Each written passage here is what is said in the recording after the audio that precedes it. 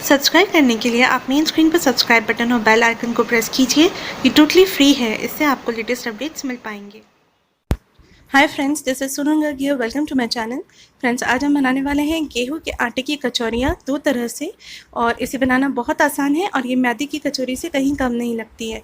तो इसके लिए सबसे पहले एक बोल में 1 कप गेहूं का आटा ले लें और इसके बाद इसमें डालें 1/4 टीस्पून अजवाइन, जिससे हाथ से मसल कर डालें। आधा टीस्पून नमक डालें और इन्हें अच्छे से मिला लें। 2 टेबलस्पून घी डालें, तेल भी आप यूज़ कर सकते हैं। तो देखिए इस तरीके से शेप होल्ड कर रहा है, मतलब परफेक्ट है। तो अब इसके अंदर हम थोड़ा पानी डालकर एक आटा गूँथ लेंगे। तो आटा हमारा रोटी के आटे जैसा ही होना चाहिए, बहुत ज़्यादा टफ भी नहीं और बहुत ज़्यादा सॉफ्ट भी नहीं। तो इस तरीके से अच्छे से लोच देकर हम एक आटे का डो बना लेंगे। तो ये हमारा डो रेडी है। तो इसके ऊपर अब हमें गीला कपड़ा ढककर इसे 15 मिनट के लिए अलग रख देंगे। आधे कप से थोड़ा कम पानी मैंने यूज़ किया है। अब आधा कप मूंग दाल के अंदर कुछ पानी डालकर इसे भिगोकर 2 घंटे के लिए अलग रख दीजिए। फिर इसे छानकर आप देखेंगे मूंग दाल लगभग डबल हो गई है साइज़ की। इसे एक मिक्सर में हल्का ग्राइंड कर लीजिए, मतलब ऑन ऑफ करते हुए दरदरा पीस लें। आप मूंग दाल स्टफिंग के लिए एक कढ़ाई को मीडियम फ्लेम पर रखें। 2 टेबलस्पून ऑयल इसमें डालें और ऑयल के गर्म हो जाने पर 1 टीस्पून राई, 1 टीस्पून जीरा, 2 पिंच हींग, आधा टीस्पून सौंफ और आधा टीस्पून क्रश किया हुआ धनिया डालें और इसे 10 सेकंड के लिए रोस्ट कर लें। अब इसमें मसाले डालने के लिए पहले फ्लेम को लो करें और 1.5 चम्मच कश्मीरी लाल मिर्च डालें, आधा टीस्पून हल्दी डालें, आधा टीस्पून धनिया पाउडर, 1/4 टीस्पून जीरा पाउडर और इन्हें 10 सेकंड के लिए रोस्ट कर लें। मसालों को जलाना नहीं है, तो बस इन्हें हल्का सा रोस्ट करें। अब इसमें डालेंगे 4 टेबलस्पून बेसन। बेसन इसे बाइंडिंग देगा। इस पूरे प्रोसेस में हम फ्लेम को लो ही रखेंगे। तो इस तरीके से बेसन को आप अच्छे से मिक्स कर लीजिए। तो जब तक इसमें से खुशबू आने लगे तब तक इसे चला लीजिए। 1 मिनट इसमें लगेगा। तो ये देखिए हमारा बेसन रोस्ट हो चुका है। तो अब इसमें मूंग दाल पेस्ट डाल देंगे। तो इसे हमें 7 से 8 मिनट तक लो फ्लेम पर रोस्ट करना है। मॉइस्चर होने के कारण मूंग दाल में लम्स बन जाते हैं, तो इसे आप चम्मच की हेल्प से अलग अलग कर लें। तो अब इसमें डालें आधा टीस्पून गरम मसाला, 3/4 टीस्पून नमक, 1.5 टीस्पून पाउडर शुगर, 1.5 चम्मच नींबू का रस डालेंगे और इन सभी को अच्छे से मिक्स कर कर फ्लेम को स्विच ऑफ कर देंगे। कचौरी मसाला बनकर तैयार है। जो डो हमने बनाया था उसे अनकवर करके 1 मिनट के लिए फिर से गूँथ लेंगे और एक रोलिंग पैड पे से रखकर इक्वल हिस्सों में बांट लेंगे। तो हमें एक नींबू के आकार का लोहा बनाना है, जो थोड़ा बड़ा हो, रोटी का जो लोहा हम बनाते हैं वैसा। और ये लोहे बनाने के बाद इन्हें ढककर अलग रखते हैं।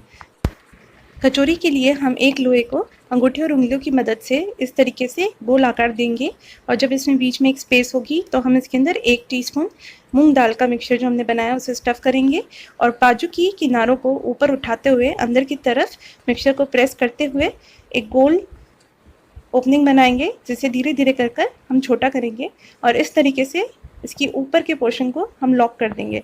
जब ये पूरी तरीके से लॉक हो जाए तो दोनों हाथों के बीच में इसे रखकर इस तरीके से अलग करें। तो आप देखेंगे ऊपर एक टिप दिखेगा, इसे कंप्रेस कर दें और लोहा बनाते हुए इसे आप फिर से दबाकर बड़ा कर लें। तो आप ऐसे भी दबा सकते हैं या फिर चाहे तो दोनों हथेलियों के बीच में रखकर भी इसे दबा सकते हैं।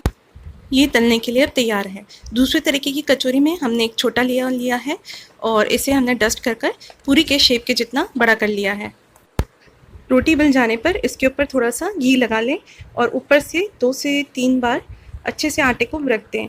तो इससे आपकी परतें बहुत अच्छी बनेंगी। और फिर उसके बाद दोनों सिरों को एक के ऊपर एक रखते हुए हमें एक एनवेलप बनाना है। आजू बाजू की मार्जिन को भी हम एक साथ लेकर आएंगे। तो इस तरीके से हमारा एक पेड़ा बनकर तैयार है, जिसे हम और बेल लेंगे।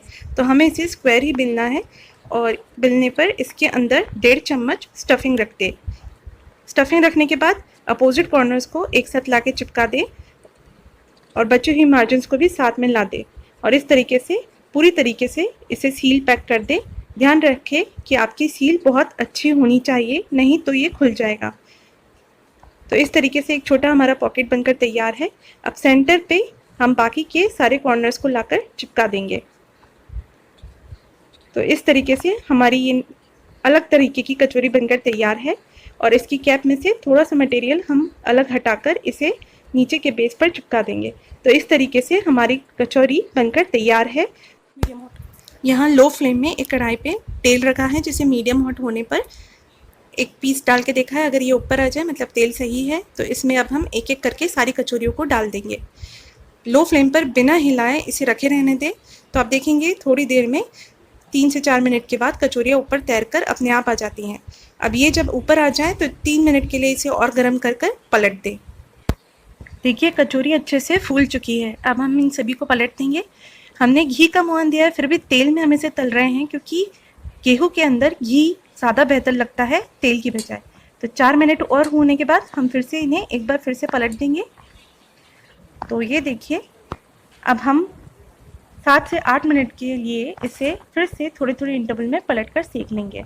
तो टोटल हमने 12 से 13 मिनट लो फ्लेम पर पलटा है। फिर हमने अपनी फ्लेम को मीडियम टू हाई कर कर फिर से रोटेट करना चालू किया।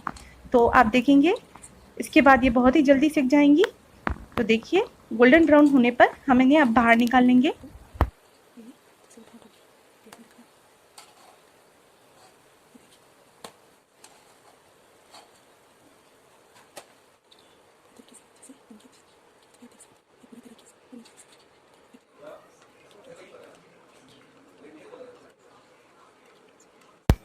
दूसरी तरह की कचौरी बनाने के लिए हमने कढ़ाई को लो फ्लेम पर रखकर मीडियम हॉट ऑयल में फिर से सारी कचौरियों को डाला है और इन्हें आप बिल्कुल भी नहीं हिलाएं। 2 से 3 मिनट के बाद आप देखेंगे ये ऊपर की तरफ आने लगी हैं और ऐसे में आप इसे लगभग 3 मिनट तक सेकने दें और फिर इसे पलट दें। 3 मिनट सेकने के बाद इसे फिर से पलट दें। ये थोड़ी हल्की हो जाती है इसलिए कई बार रोटेट भी करती हैं। अब इसे लो फ्लेम पर 5 मिनट के लिए और फिर मीडियम टू हाई फ्लेम पर जब तक ये गोल्डन ब्राउन नहीं हो जाती है तब तक सेक लीजिए रोटेट करते करते। अब इन्हें एक एक करके बाहर निकाल लीजिए। अच्छी गोल्डन ब्राउन ये हो चुकी है, उनका टेक्सचर भी बहुत अच्छा है। पास से आपको एक बार दिखाती हूँ और अब इसे तोड़कर देखते हैं।